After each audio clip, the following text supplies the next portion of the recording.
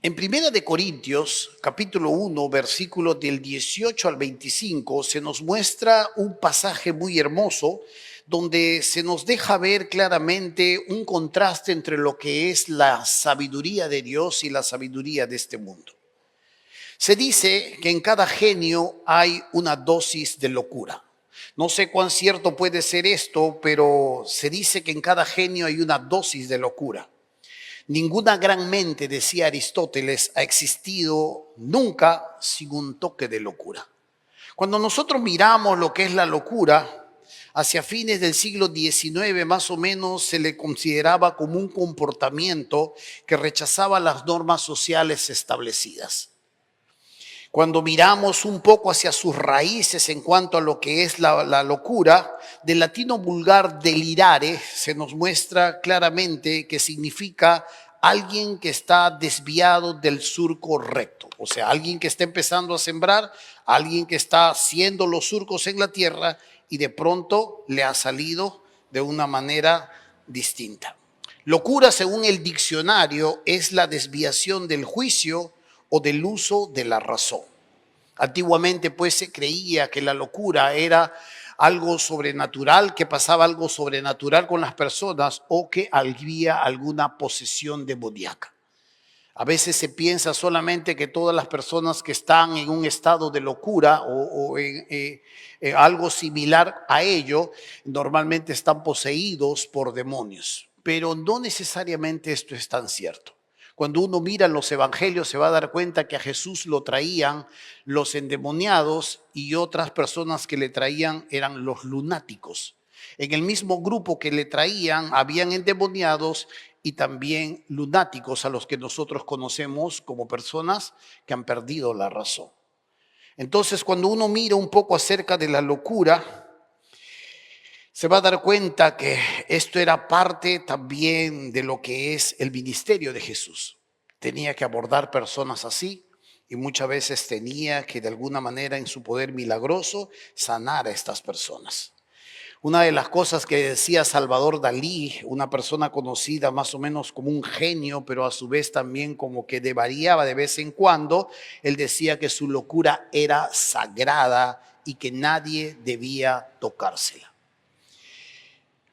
Los emperadores romanos eran normalmente personas que se les conocía que se acercaban muchísimo al desvarío mental. Una de las personas que se le conoció mucho por su desvarío mental era Cayo Julio César Augusto Germánico. Voy a volver a repetir si es que le quiere poner a su hijo. Cayo Julio César Augusto Germánico, más conocido como Calígula. Esta persona era bella, era joven, era ambiciosa, pero era un megalómano empedernido. Es la imagen que tenemos detrás de nosotros. Mantenía relaciones sexuales con sus hermanas para cuidar su poder, su trono, y amaba tanto a su caballo, Incitato, se le conocía a su caballo, que normalmente le preparaba cenas donde él cenaba con su caballo y hacía que todos sus generales vinieran y lo homenajearan a él. Estaba loco.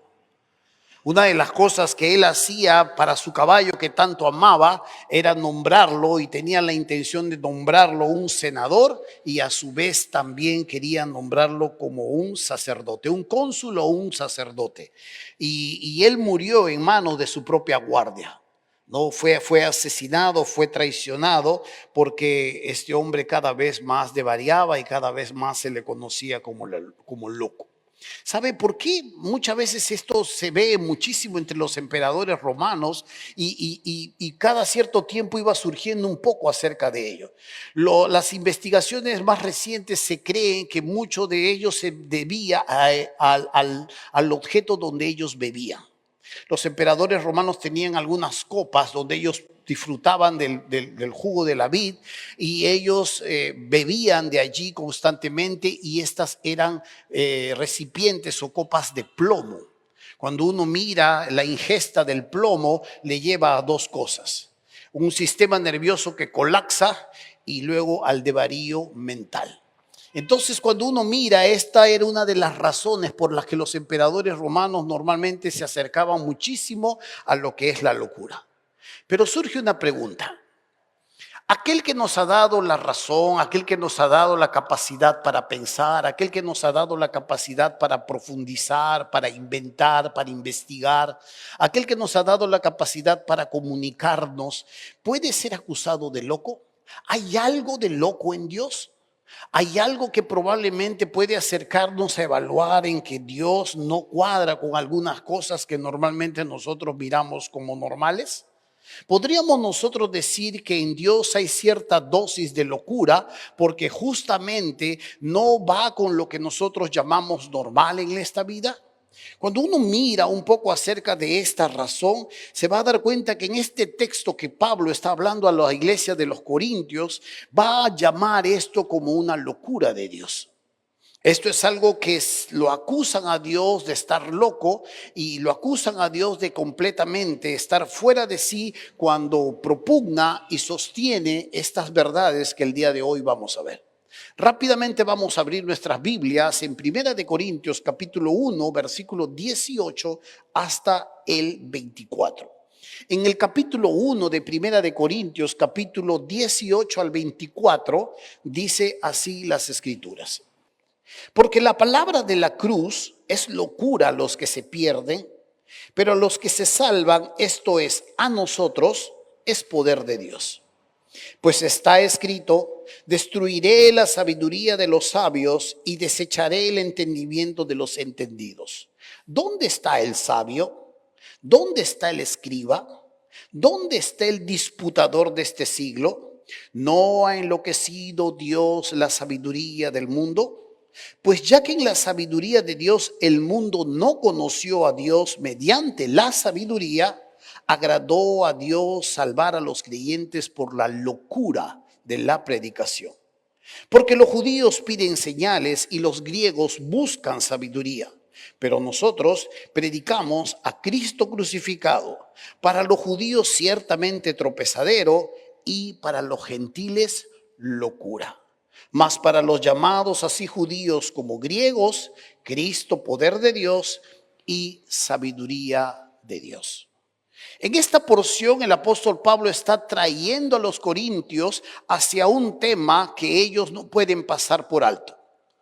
La locura de la predicación, el mensaje que los reúne y que los ha salvado y que ahora ellos están olvidando porque están cayendo dentro de su propio desarrollo como iglesia, están cayendo en sectarismos, están teniendo preferencias por uno y por otro. Cuando uno mira los primeros versículos que se dan aquí en Primera de Corintios, se va a dar cuenta que entre ellos están peleando porque uno prefiere a Pablo, el otro prefiere a Pedro, el otro prefiere a Apolos y algunos que son mucho más espirituales prefieren a Jesús.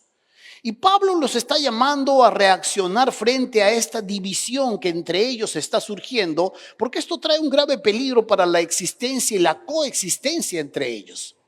Y los llama a poder reaccionar frente a ello. En el versículo 13 del capítulo 1 dice, ¿acaso está dividido Cristo? ¿Fue crucificado Pablo por vosotros? ¿O fuiste bautizados en el nombre de Pablo? Él les llama a colación y les llama a reaccionar, a poder no dejar de sacar su mirada en quien verdaderamente interesa mirar y a quien nunca deberían perder de vista en cuanto a su propia existencia y su desarrollo como cristianos.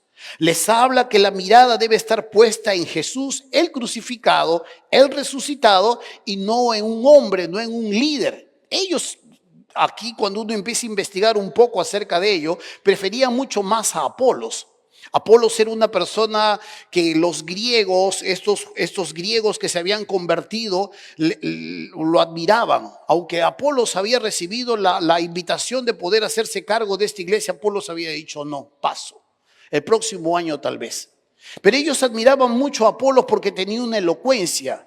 En la cultura griega era muy estimada la elocuencia, la argumentación, ¿no? La oratoria. Y Apolos era uno de ellos. Cuando uno mira en esta carta, Pablo más bien era una persona que si te estaba enseñando, te quedabas dormido.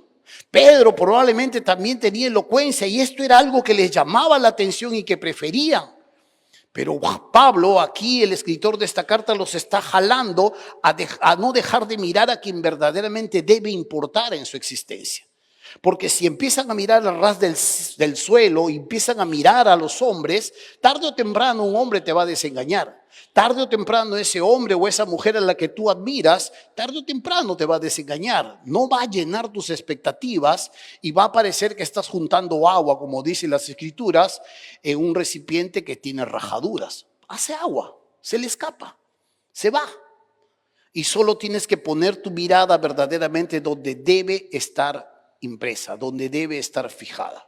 Se nos muestra en estos versículos claramente que Pablo los está llamando a no dejar de mirar algo que es primordial en nosotros. Que si esto no hubiese sucedido, nosotros los cristianos seríamos los más dignos de lástima, porque estaríamos creyendo en vano. Cristo crucificado, muerto, sepultado, pero luego resucitado. Si este acontecimiento no hubiese sucedido, estamos como cualquier persona que está levantando un dios de cualquier cosa, de un palo, de un árbol, de un burro, de un elefante, o está haciendo a los dioses su ciencia, o está haciendo al dios del dinero. Estaríamos como cualquiera de ellos. Pero se nos muestra claramente que aquí hay algo mucho más profundo que debe mirarse y no debe fijarse. Para empezar, nos muestra aquí en el versículo 18 dos tipos de humanidad. Dos tipos de humanidad. En el versículo 18 dice, porque la palabra de la cruz es locura a los que se pierden. Esto es uno. Pero a los que se salvan, esta segunda humanidad, esto es a nosotros, es poder de Dios. Cuando uno mira en la historia humana desde el ángulo oriental o desde el ángulo de los judíos, para los judíos existían dos tipos de humanidad. Los judíos y los gentiles. Los gentiles eran cualquier persona que no fuese judía. Ellos los llamaban perros. Sean personas las que sean, tengan la nacionalidad que tengan, no eran como ellos el pueblo elegido de Dios. Para su cosmovisión existían los judíos y los gentiles.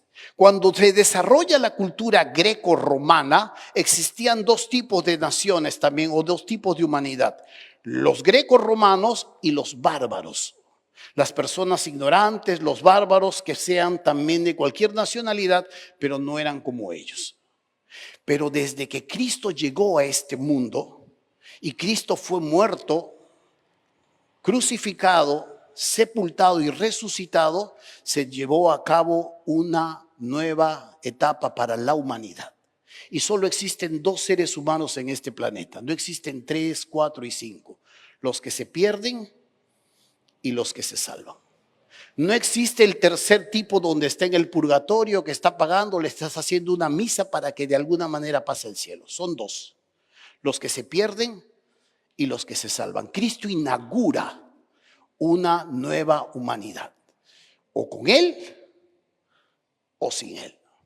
Pero se nos muestra en este versículo 18, en el cual vamos a desarrollar el día de hoy, en este versículo 18 se nos muestra que aquí en el idioma español es un poco más limitado de cómo lo veríamos un poco más profundamente en las escrituras. Dice, porque la palabra de la cruz es locura a los que se pierden, un tipo de humanidad, pero a los que se salvan, esto es, a nosotros, es poder de Dios.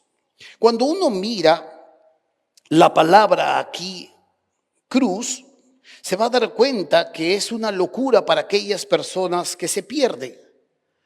Ahora, cuando uno mira esta palabra a los que se pierden, está escrita de una forma tal en voz pasiva, que diría una mejor traducción, los que se van perdiendo. El ser humano desde que nace empieza su proceso de degradación, su proceso de caída. Tiene que ser encontrado y tiene que ser de alguna manera rescatado y salvado para que se pueda salvar. El ser humano ha inaugurado un sinnúmero de teorías y de formas en las que cómo se podría salvar. Y el ser humano es capaz de hacer muy buenas cosas porque lleva la imagen y la semejanza de Dios. Está un poco contaminado, está un poco percudida, pero puede y es capaz de hacer grandes bondades y grandes cosas. No es malo como muchas veces se le señala. Dios lo ha creado y lleva su imagen y su semejanza.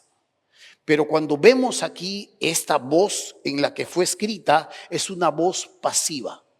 El ser humano se va perdiendo, va perdiéndose. Pero también lo escrito aquí en el versículo 18, los que se salvan, también está escrito de dos maneras, en voz activa y en voz pasiva, que también podríamos nosotros decir los que se van salvando. Uno de los peores errores que tenemos en el cristianismo es haber hecho daño a personas que de alguna manera sanamente creyeron en Jesús. Y los hemos afianzado muchas veces en un tipo de conducta basado en una seguridad que le queríamos escuchar a la persona que lo decía.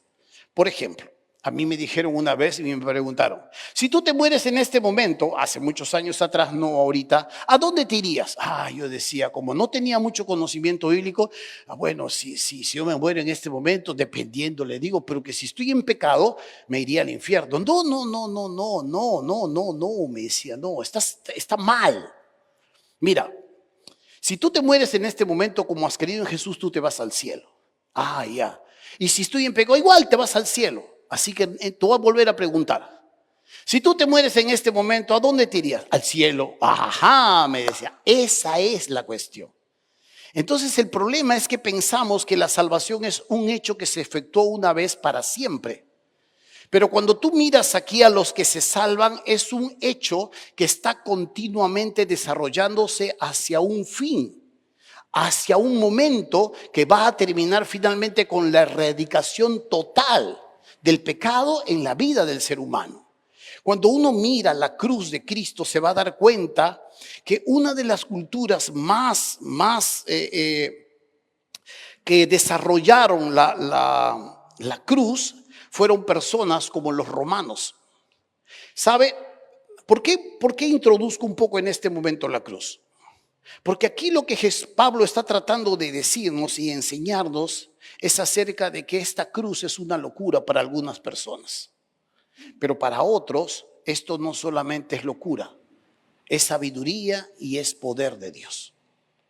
Y cuando uno se va salvando y cuando uno va entendiendo esta reacción que uno tiene frente al mensaje que se nos da, empieza a suceder unos acontecimientos en nuestra vida que en un momento lo vamos a ver. Pero esta cruz anteriormente era usada por muchas culturas. Los que inventaron la cruz y la usaron bastante fueron los persas, lo que en este momento nosotros conocemos como la nación de Irán. Los persas fueron los que usaron e inventaron la cruz. Ahora, lo usaron los egipcios, luego lo usaron los griegos, pero los que perfeccionaron la cruz fueron los romanos. Cuando uno mira este desarrollo de la cruz, se va a dar cuenta que podía ser una persona que era colgada, una persona que probablemente estaba ahorcada y una persona que estaba empalada. O sea, te metían por un lado en la estaca y te la sacaban por la boca, era el empalamiento. Tanto si estabas colgada, tanto si estabas allí ahorcada, o tanto si eras empalado, esta era la cruz. Pero los romanos perfeccionaron la cruz. Ellos atravesaron un madero a ese palo donde se colgaban las personas, llamado el patíbulum. Allí este madero permitía que las personas fuesen clavadas y se apoyasen en una pequeña salida dentro de la cruz para tratar de sostenerse mientras estaban siendo clavados. La muerte podía durar allí días como podía durar horas, dependía. En algún momento vamos a enseñar cómo Jesús supervisó su propia muerte. A él no lo mataron, él entregó su espíritu, pero la supervisó hasta que estuvo listo, cumplido las cosas que tuvo que, ¡pum!, lo entregó. Pero aquí en la cruz era algo que no se hablaba. Era algo asqueroso en la misma sociedad romana. Era como hablar de violación de niños, era algo como algo asqueroso y no se nombraba. Pero los romanos, cuando la usaban, escogían los caminos más transitados antes de llevar al reo, a la persona que no era romano o era un esclavo o era un delincuente. Antes de llevarlo, iban por los caminos más transitados donde la gente pudiera ver y adquirir de ello temor. La cruz o la crucifixión era algo más que causaba lección que más castigo al delincuente. Era usado para poder ser exhibido, era usado para poder ser mostrado como una persona que iba a ser pues ejecutada. ¿Sabe? Cuando uno mira todo esto se va a dar cuenta, por tanto, que este era un hecho vergonzoso. Esto era un hecho que la gente evitaba hablar, pero que ahora,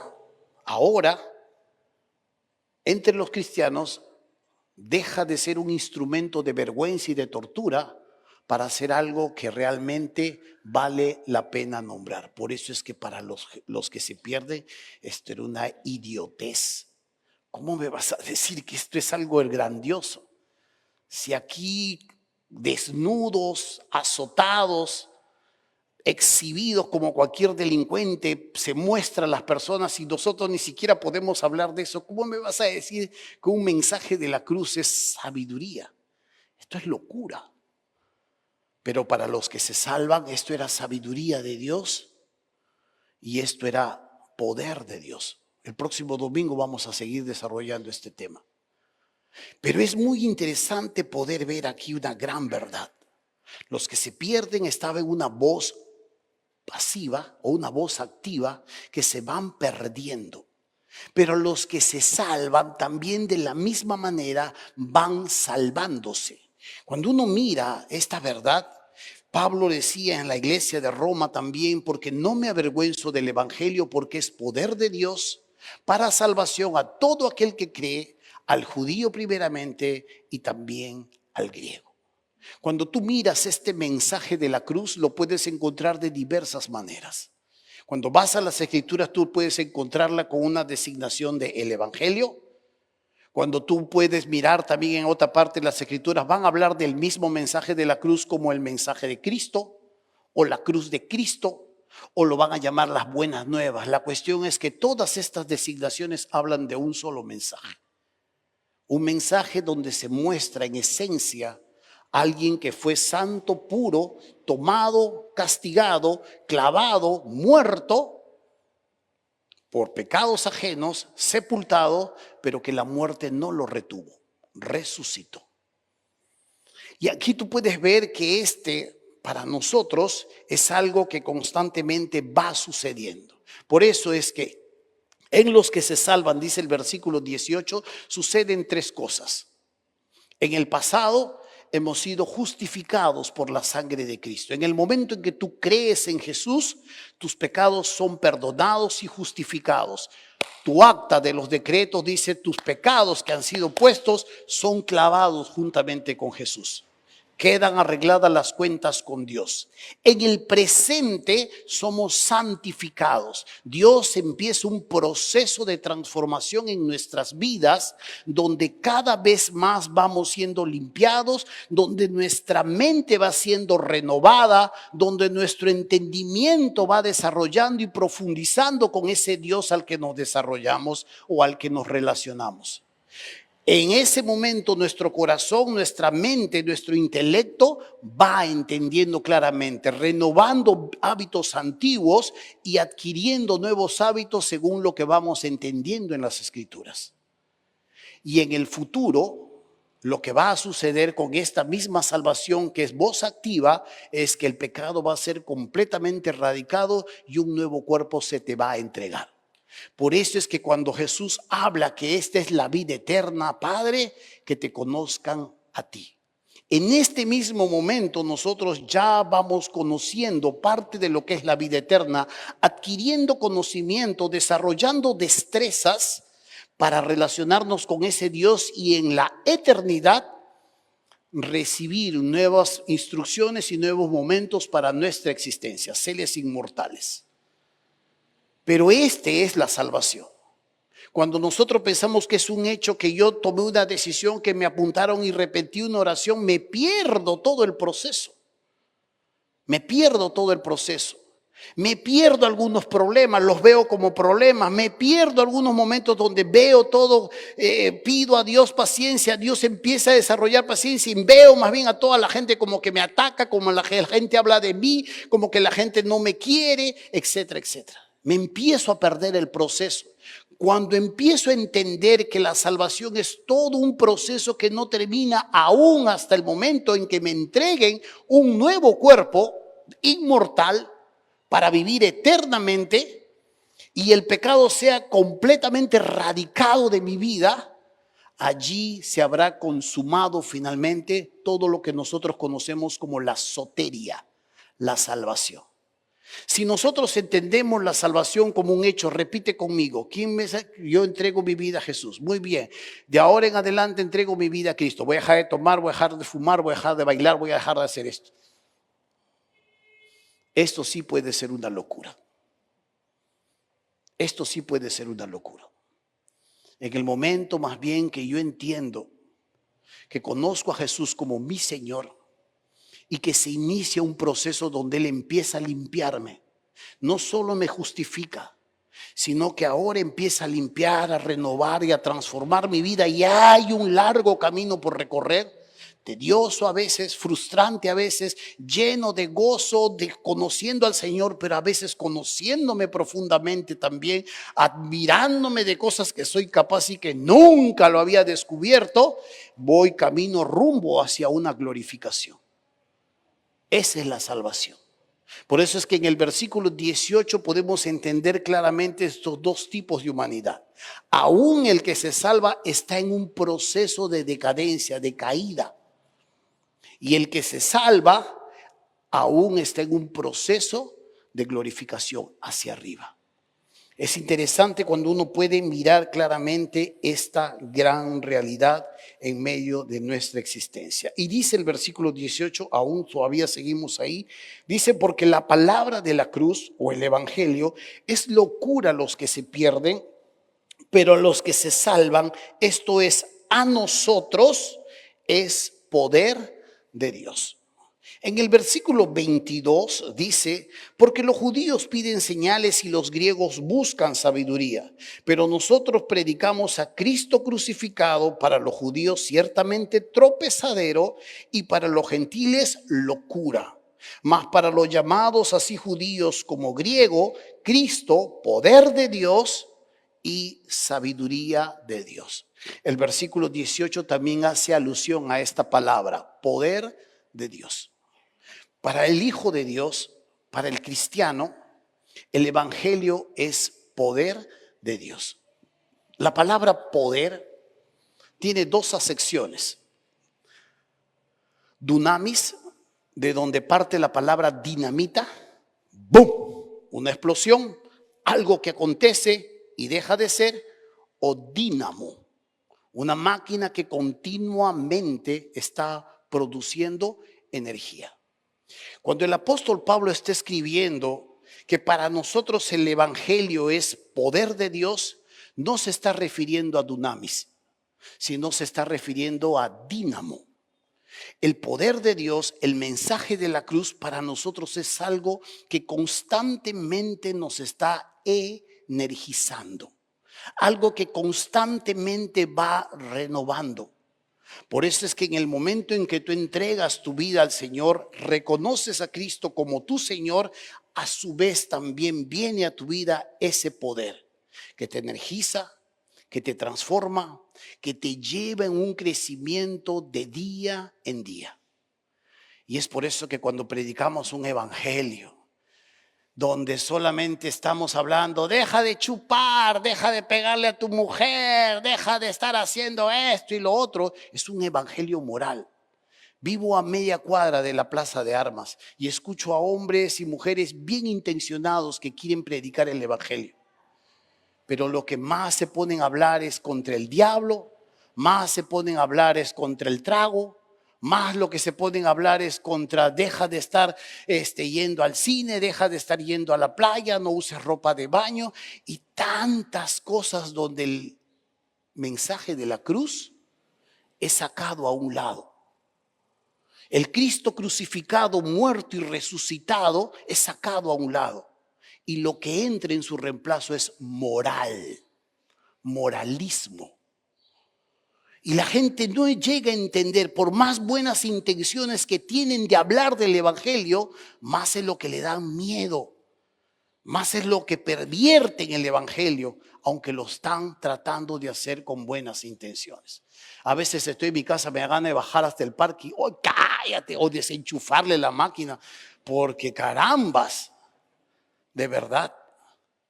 Y no niego sus buenas intenciones y no niego su amor por el Señor y no niego su valor que tienen de salir y pararse en el parque. No lo niego, pero están desvirtuando la cruz de Cristo. La cruz de Cristo, el poder de Dios, es un dínamo que continuamente nos energiza, nos transforma, renueva nuestros corazones, nuestra mente, nos atrae, nos acerca. Como la luz a las polillas nos acerca hacia ese Dios. Continuamente el evangelio, la locura de la predicación, continuamente va salvando vidas. Va acercándonos a ese Dios con algo que parece absurdo y tonto para las personas enfocadas al raciocinio, al conocimiento, a la lógica, a la argumentación, a que las cosas tienen que coincidir, tienen que constatarse. El evangelio parece una ridiculez. Por eso es una locura de Dios. Porque a Dios le ha placido no salvar a través de la ciencia ni de la sabiduría. Dios nos deja un libro escrito que es la creación. Y a través de la creación podemos constatar su existencia, pero el hombre decide negárselo. Dios decide entonces salvar a las criaturas a través de una locura. Un mensaje sencillo, pero que es potente y que constantemente está energizando a todos aquellos que se acercan a él. ¿Por qué le hablo todo esto? Porque el poder de la cruz no reside en su lógica humana.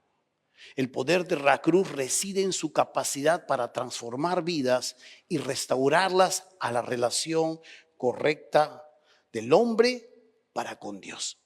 Eso es lo que hace el evangelio. Y sabe, hermano mío, necesitamos constantemente entender esto. Versículo 18, seguimos ahí, dice: la palabra de la cruz es locura a los que se pierden, pero a los que se salvan, esto es a nosotros, poder de Dios. Personas que no entienden esta verdad, cuando lo entienden, se vuelven grandes guerreros de la fe. Y es aquí donde nosotros no podemos mirar a otras personas que no conocen de esta locura, de este mensaje, con desdén o con desprecio.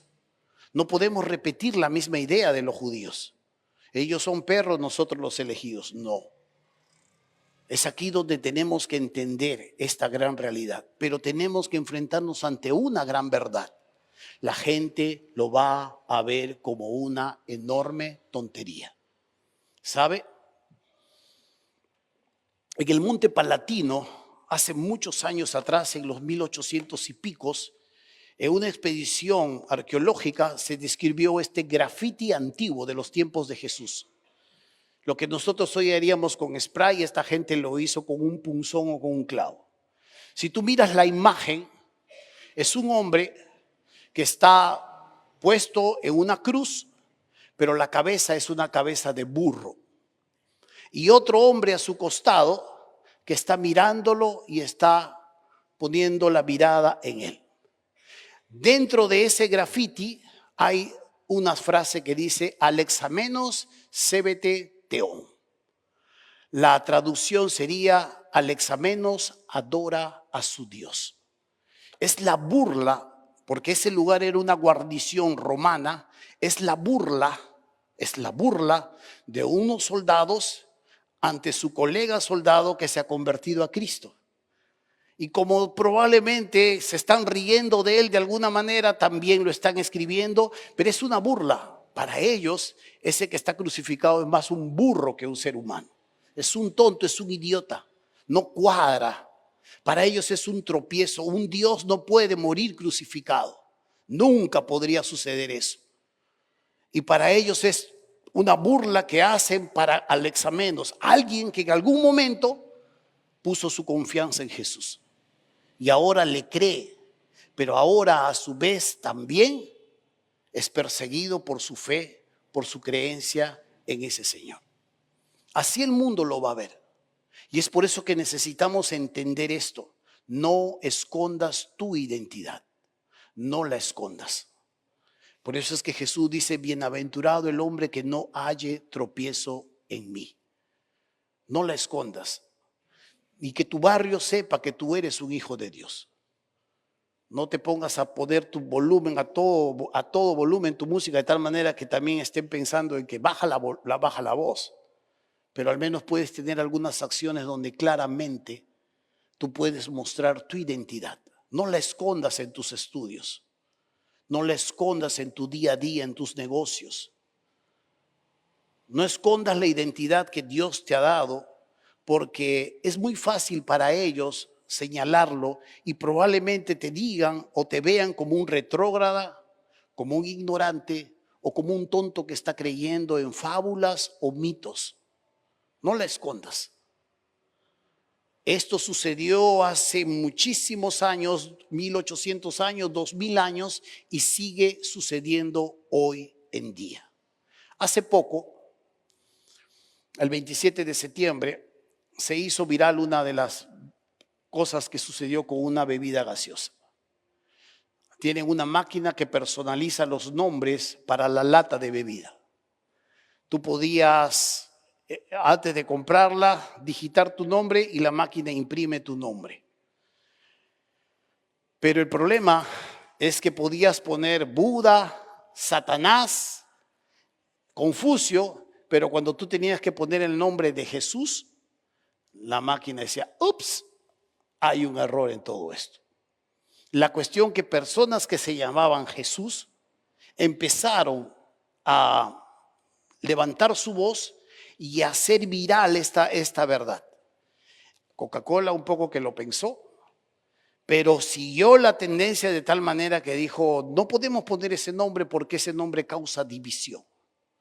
Y como siguió la presión, y esto significa que estás chocando con su bolsillo, ahí rápidamente cualquiera va a cambiar sus convicciones. Estoy hablando de aquellos que están en estos negocios. Empezó a cambiar sus convicciones y dijo, está bien. Ya no solamente no vamos a poner Jesús, sino vamos a sacar el nombre de Buda, vamos a sacar el nombre de Confucio y vamos a sacar también el nombre de Satanás. Porque hasta Satanás podía ser puesto ahí, pero no Jesús. Si al Alexameno se lo persiguieron de esa manera y se burlaron de él, estamos hablando de hace un par de meses atrás o de un mes atrás.